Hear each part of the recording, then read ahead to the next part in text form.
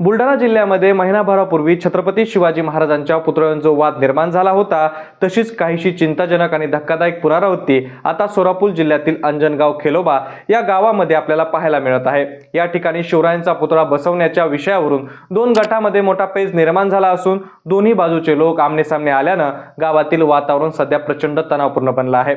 मुळात हा संपूर्ण वाद एका विशिष्ट जागेचा मालकी हक्क आणि पुतळ्यासाठी आवश्यक असलेल्या प्रशासकीय परवानगीवरून सुरू झाल्याचं समोर येत आहे। मात्र सध्याच्या घडीला या आंदोलनाने अत्यंत उग्र रूप धारण केलं आहे। नेमकं या अंजनगाव खेलोबा गावामध्ये काय घडलं, हा वाद नेमकं कोणत्या कारणाने उफाळून आला, त्या ठिकाणी दोन गट एकमेकांसमोर उभे का ठाकले आणि प्रशासनाची यावर काय भूमिका आहे, या सर्व प्रश्नांची आणि या घटनेची सविस्तर माहिती आजच्या व्हिडिओच्या माध्यमातून आपण पाहणार आहोत। सोलापूर जिल्ह्यातील माढा तालुक्यातील अंजनगाव खेलोबा हे गाव सध्या एका अत्यंत गंभीर सामाजिक आणि प्रशासकीय वादाच्या केंद्रस्थानी आलं आहे। खरं तर हे गाव अत्यंत शांतताप्रिय म्हणून ओळखलं जात होतं, पण गेल्या काही दिवसांपासून छत्रपती शिवाजी महाराजांच्या पुतळ्याच्या उभारणीवरून इथे जो संघर्ष पेटलाय त्याने आता संपूर्ण परिसराला पोलीस छावणीचं स्वरूप प्राप्त झालंय। या प्रकरणाचा सखोल अभ्यास केला असता असं लक्षात येतं की हा केवळ एका पुतळ्याचा प्रश्न नसून तो जागेचा मालकी हक्क, लोकांच्या सामाजिक भावना आणि प्रशासनाचे कडक नियम यांच्यातील त्रिकोणी पेचाचा तो परिणाम आहे। या घटनेचा घटनाक्रम पाहिला तर मंगळवार 31 मार्च आणि बुधवार 1 एप्रिल 2026 च्या मध्यरात्री अंजनगाव खेलोबा इथे एक मोठी घडामोड घडली।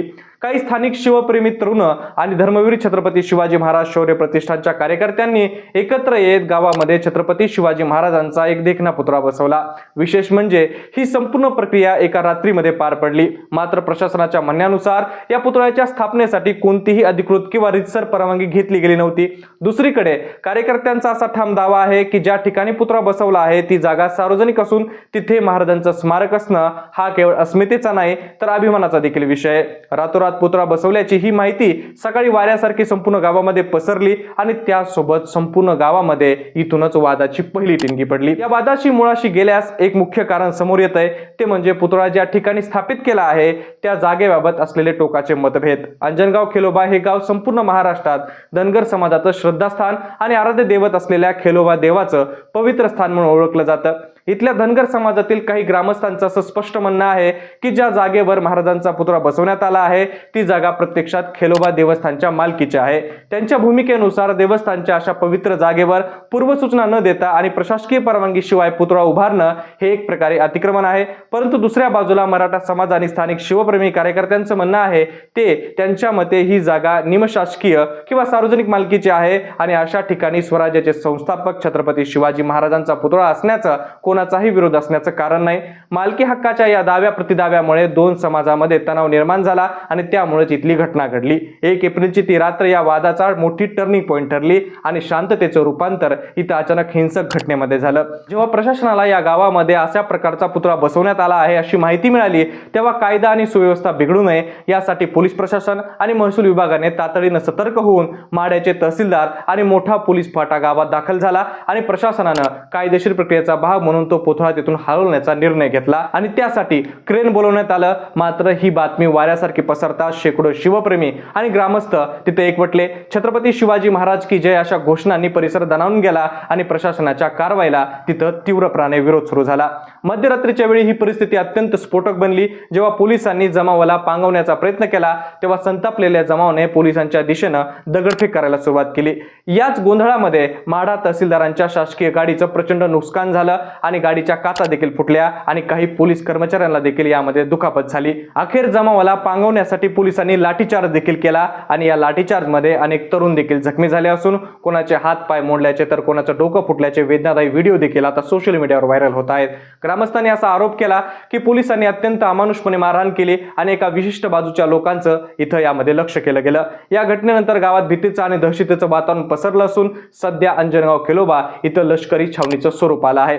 परिस्थिती नियंत्रण ठेवण्यासाठी राज्य राखीव दलाच्या तुकड्या देखील इथं तैनात करण्यात आल्या आहेत।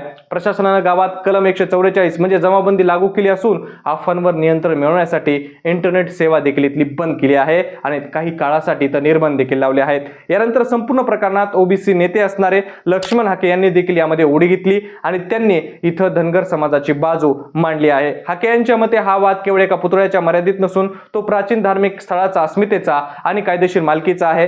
प्रसार माध्यमांशी बोलताना त्यांनी खळबळजनक आरोप केले आहेत की अंजनगाव खेलोबा हे धनगर समाजाचे एक अत्यंत जागृत देवस्थान आणि या देवस्थानाच्या मुख्य प्रवेशद्वारावरच मध्यरात्रीच्या सुमारास पुतळा बसवणं हा एक जाणीव प्रकारे केलेला सुयोजित कट आहे असा आरोप हाकेंनी केला। लक्ष्मण हाके यांनी पुढे बोलताना असंही सांगितलं की आमचा विरोध छत्रपती शिवाजी महाराज किंवा त्यांच्या पुतळ्याला कधीच नव्हता आणि भविष्यातही असणार नाही, कारण धनगर समाज हा महाराजांच्या स्वराज्याचा सर्वात निष्ठावंत पाईक आहे। मात्र त्यांनी पुढे असा सवाल उपस्थित केला की एखाद्या समाजाला पवित्र श्रद्धास्थानावर जर अतिक्रमण करून किंवा प्रशासकीय नियमांची पायमल्ली करून जर पुतळा बसवला जात असेल तर ते लोकशाहीच्या तत्वावर बसत नाही।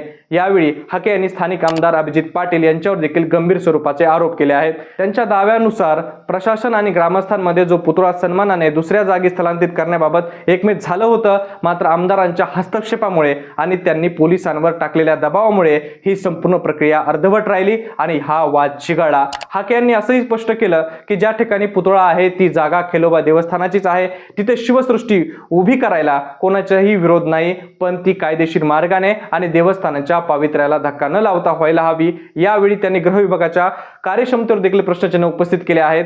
जर विनापरवाना पुतळा बसवला गेला तर प्रशासनाने त्याच वेळी कठोर कारवाई का केली नाही असा सवाल देखील त्यांनी विचारला आहे। इतकंच नाही तर जोपर्यंत महाराजांचा पुतळा तिथून सन्मानाने हलवला जात नाही तोपर्यंत अन्नत्याग करण्याचा इशारा देत त्यांनी आपलं आंदोलन सुरू ठेवण्याची भूमिका त्या ठिकाणी घेतली। या संपूर्ण वादात आता प्रशासकीय पातळीवर नेमकं काय हालचाली सुरू आहेत हे पाहणं देखील आता महत्त्वाचं ठरेल। सुरुवातीच्या काळात जेव्हा पोलिसांनी पुतळा हटवण्याचा प्रयत्न केला तेव्हा झालेल्या दुर्दैवी दगडफेकीमध्ये तहसीलदार आणि काही पोलीस कर्मचारी जखमी झाले होते।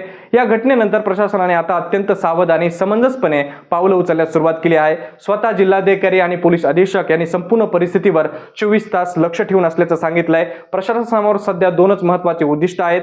पहिलं म्हणजे कोणत्याही परिस्थितीत जीवितहानी टाळणं आणि दुसरी म्हणजे दोन समाजातील सामाजिक तेढ वाढू न देता हा गुंता सोडवणं। यासाठी प्रशासनाने आता मध्यस्थीचा मार्ग अवलंबला असून गावातील दोन्ही समाजातील ज्येष्ठ नागरिक, लोकप्रतिनिधी आणि मान्यवर व्यक्तीशी सातत्याने चर्चा केली जात असल्याची देखील माहिती आहे। प्रशासनाने आपली अधिकृत भूमिका स्पष्ट करताना सांगितलंय की छत्रपती शिवाजी महाराज हे संपूर्ण महाराष्ट्राचा आराध्य दैवत आहे, त्यामुळे छत्रपती शिवाजी महाराजांच्या पुतळ्याला कोणाचाही विरोध नाही किंवा त्यांचा अपमान होणार नाही याची सर्वोच्च काळजी घेतली जाईल। त्याच वेळी ज्या जागेवरून हा संघर्ष उफाळला आहे त्या जागेवर त्या जागेचे जुने सातबारे उतारे, सिटी सर्वेच्या नोंदी आणि सर्व कायदेशीर कागदपत्र तपासण्याचं काम देखील महसूल विभागाने सुरू केलं आहे असे देखील माहिती आहे। जर तांत्रिकदृष्ट्या ती जागा देवस्थानाची असल्याचं सिद्ध झालं तर पुतळ्यासाठी गावातच दुसरी योग्य आणि अधिकृत जागा शोधण्याचं आवाहन देखील प्रशासनाने केलं आहे। या गंभीर परिस्थितीत मराठा आरक्षण आंदोलनाचे नेते मनोज जरांगे पाटील यांनी सुद्धा प्रतिक्रिया दिली आहे। दोन्ही समाजात शांतता राखण्याचं आवाहन त्यांनी केलं आहे।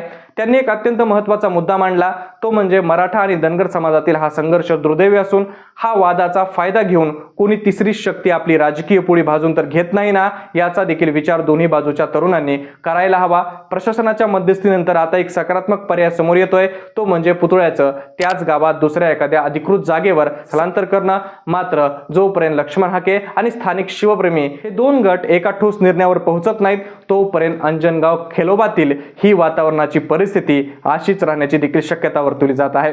आगामी सण आणि यात्रांच्या काळात गावात पुन्हा तणाव निर्माण होऊ नये हे सध्या पोलिसांसमोरचं सर्वात मोठं आव्हान आहे। त्यासाठी गावात रात्रीची गस्त वाढवण्यात आली असून समाजकंटकावर कडक कारवाई देखील केली जाईल असं देखील पोलीस प्रशासनाने सांगितलंय। तर अंजनगाव खेलोबा मधील ही संपूर्ण परिस्थिती पाहता तुम्हाला नेमकं काय वाटतं? प्रशासनाने यावर काय तोडगा काढायला हवा आणि या वादावर कायमस्वरूपी तोडगा काय असू शकतो? तुमची मतं आम्हाला कमेंट बॉक्समध्ये नक्की कळवा आणि अशाच व्हिडिओसाठी आपल्या जनता महाराष्ट्र या YouTube चॅनल नक्की सबस्क्राइब करा। धन्यवाद।